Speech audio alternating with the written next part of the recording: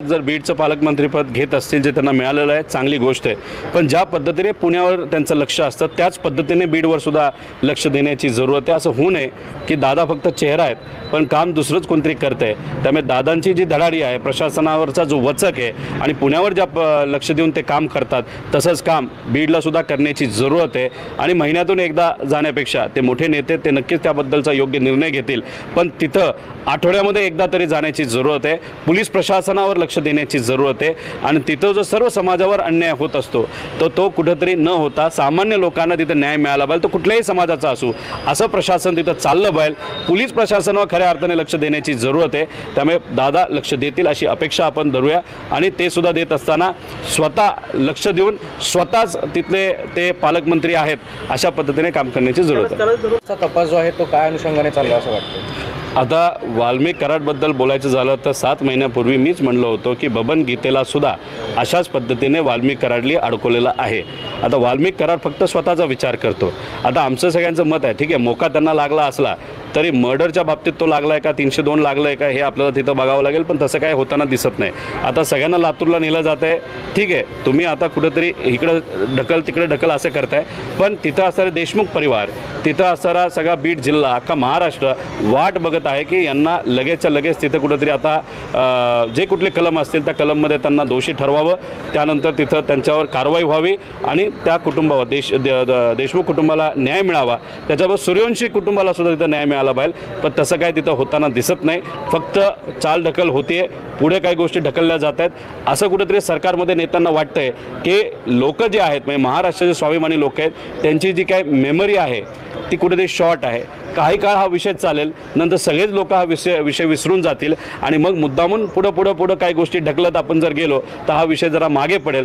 T व्हीवर आज बघितलं तर आज तेवढ्या मोठ्या प्रमाणात चर्चा होताना दिसत नाही, पण शेवटी आज हे जे प्रकरण आहे हे काही कुठल्या नेत्याचं नाही तर कुठल्या पक्षाचं राहिलेलं नाही, हे सगळं सामान्य लोकांचा विषय झालेला आहे। सामान्य लोक एकवटली आहेत आणि जोपर्यंत देशमुख परिवाराला आणि सूर्यवंशी परिवाराला न्याय मिळत नाही तोपर्यंत महाराष्ट्राची लोक शांत बसणार नाही। पण माझं एकच मत आहे की हे जे काही राजे आहेत आजच्या नेते नाहीतर आपण या सरकारमध्ये असणारे राजे त्यांच्या वजिराला वाचवण्यासाठी खूप काय करतायत। माझं मत एवढंच आहे, या वजिराचा विचार जरा कमी करा आणि कुठेतरी सामान्य लोकांचा विचार करण्याची जरूरत आहे आणि लवकरात लवकर निर्णय घेऊन कारवाई ही झालीच पाहिजे अशी विनंती या ठिकाणी करतो। वजीर जर असतील तर मग राजांनी राजीनामा देणं अपेक्षित आहे?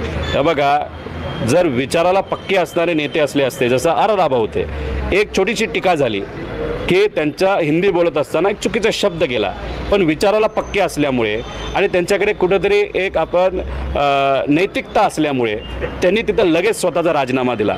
तिथं विलासराव देशमुख साहेबांनी सुद्धा राजीनामा दिला होता, हे आपण सगळ्यांनी तिथं बघितलं, दादांनी सुद्धा राजीनामा दिला होता। आता मग नैतिकता असणारे जे नेते असतात ते राजीनामा देतात, पण ज्याला नैतिकता नाही असा व्यक्ती राजीनामा देत नसेल तर त्याला आपण काय बोलणार? तर माझं एकच मत आहे की हे जे मोठे नेते आहेत त्यांची नैतिकता आहे, पण मग ती दाखवली पाहिजे आणि राजीनामा दिला पाहिजे। त्यामुळे लोक राजीनामा मागतील पण नैतिकता दाखवत या नेत्यांनी सुद्धा कुठेतरी काही गोष्टी स्वीकारून 6 महिन्यासाठी 9 महिन्यासाठी जोपर्यंत न्याय मिळत नाही देशमुख परिवाराला सूर्यवंशी परिवाराला त्या लोकांनी तिथं नेत्यांनी राजीनामा नैतिकता बघून तिथं दिला पाहिजे। पण नैतिकता असेल तर राजीनामा देतील, नैतिकता नसेल तर तसं काय होताना आपल्याला दिसत नाही।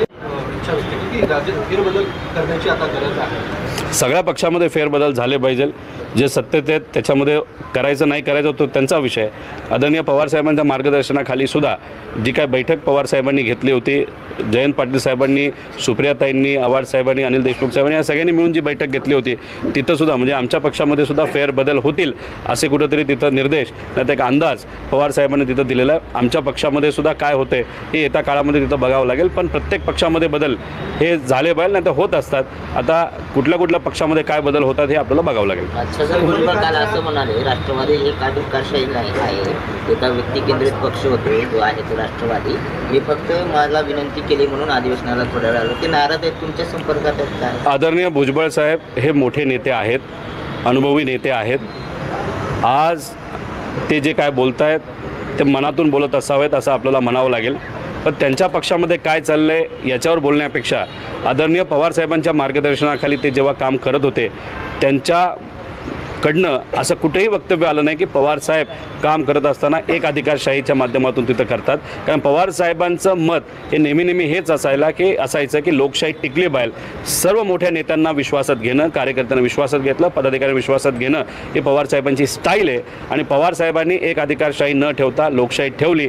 त्यामुळे भुजबळ साहेब जेव्हा पवारसाहेबांबरोबर होते तसं कुठेही त्यांना असं वाटलं नाही की एक अधिकारशाही आहे. हाच विचारामध्ये आणि स्टाईलमध्ये फरक आहे आणि नेत्यांमधला फरक आहे असं कुठंतरी आपल्याला म्हणावं लागेल. साहेब, पहिले खान हल्ला करणारा जो आरोपी आहे तो संशयित बांगलादेश असल्याचं मुंबई पोलिसांचं म्हणणं आहे. पुण्यात सुद्धा बांगलादेशांचं वास्तव्य आता उघडकीस आलेलं आहे. आता कोण आहे, कसं आहे हे आपल्याला पकडल्यानंतर तिथं कळेल. आता आमचं फक्त एकच मत आहे की तुम्ही या विषयाला दुसरीकडे कुठे घेऊन जाऊ नये. पकडा, त्याला पकडलं आहे, त्याच्यावर काय करताय हे आपल्याला बघावं लागेल. पण सिद्दीकी साहेबांचा सुद्धा विषय जर आपण घेतला, भलतीकडेच कुठेतरी घेऊन गेले. त्यांचा मुलगा विनंती करतोय की मारेकरू दुसरे कोणीतरी आहेत, त्यांना तुम्ही पकडलं पाहिजे. याच्यामध्ये आर्थिक व्यवहार आहे, इथं कुठेतरी बिल्डर लॉबी इन्वॉल्ड आहे, पण त्याच्यावर हे सरकार कुठे लक्ष देत नाही. आणि मग इथं सुद्धा सैफ अली खानवर जो काही हल्ला झाला त्याला वेगळ्याच दिशेने, म्हणजे इथं आमच्या सगळ्यांचं मत आहे की इथं कलाकार नेते सेफ वाटत नाहीत, त्यांना सुखरूप नाही, त्यांच्यावर हल्ला होतो, गोळीबार होतो, चाकूवार होतो. मग जर मोठे नेते आणि कलाकार आणि हे प्रसिद्ध VIP लोकच जर सेफ नसतील या महाराष्ट्रामध्ये तर गरिबाचं आणि सामान्य लोकांचं काय होणार. त्याच्यावर चर्चा होण्यापेक्षा पोलिसांनी आता वेगळी भूमिका घेत, पोलीस जिथं कमी पडले मग आता पोलीससुद्धा राजकीय नेत्यांसारखं नाही तर राजकीय नेत्यांचा आदेश घेऊन या सगळ्या गोष्टीला आता कुठेतरी वेगळ्या दिशेने घेऊन चाललेत. मग असं म्हणावं लागेल की हा जो मारेकरू आहे आणि हा विषय थोडा बांगलादेशकडे जो घेऊन नेला जात आहे, मग आपल्याला म्हणावं लागेल मुंबईचं इलेक्शन जरा जवळ आलेलं दिसतंय. उत्तम जानकर यांनी राजीनामा देणार असल्याचे मुंबई वरती निवडणूक आयोगाकडे ते जाणार आहेत. मात्र विरोधकाकडून म्हटलं जाते की राजीनामा अध्यक्षाकडे किंवा विधानसभा अध्यक्षाकडे द्यावा लागतो. ही स्टंट पाहिजे. मी जानकर साहेबांना म्हणेल की राजीनामा देऊन चालणार नाही, आपल्याला लढावं लागेल. आणि मी सगळ्या नेत्यांना विनंती करतो, म्हणजे आमच्या पक्षाच्या सुद्धा, काँग्रेसला सुद्धा, उद्धव ठाकरे साहेबांच्या सुद्धा आणि इंडिया आघाडीमध्ये जे कोणी आहेत की बाबांनो आपल्या सगळ्यांना एकत्रित यावं लागेल. EVM मशीनमध्ये जसा डाऊट आपल्याला आहे तसं सामान्य लोकांना, मतदारांना सुद्धा डाऊट आहे. हा क्लिअर झाला पाहिजे. पण दुर्दैव असं की आपण भूमिका घेतो, विरोधातले नेते भूमिका घेतात, नंतर शांत बसतात, परत भूमिका घेतात, शांत बसतात. अरे माझं मत आहे की आपल्या सगळ्यांना डाऊट असेल, शंका असेल तर चला एकत्र लढूया, याच्यावर चर्चा होऊ द्या. पण विरोधकांकडनं सुद्धा काही अशा पक्क्या पद्धतीने नाही तर ताकदीने एखाद्या विषयाला पुढे कुठे घेऊन जात नाही. जानकर भाऊ तिथं प्रयत्न करतायत, लढतायत. मी विनंती करेल की राजीनामा देण्यापेक्षा कुठेतरी आज लढण्याचे दिवस आहेत, एकत्रित राहू आणि विचारासाठी आणि जे काही मशीनमध्ये गडबड झालेली आहे ती जी लोकांची शंका आहे ती क्लिअर करण्यासाठी येणाऱ्या इलेक्शनमध्ये कशा पद्धतीने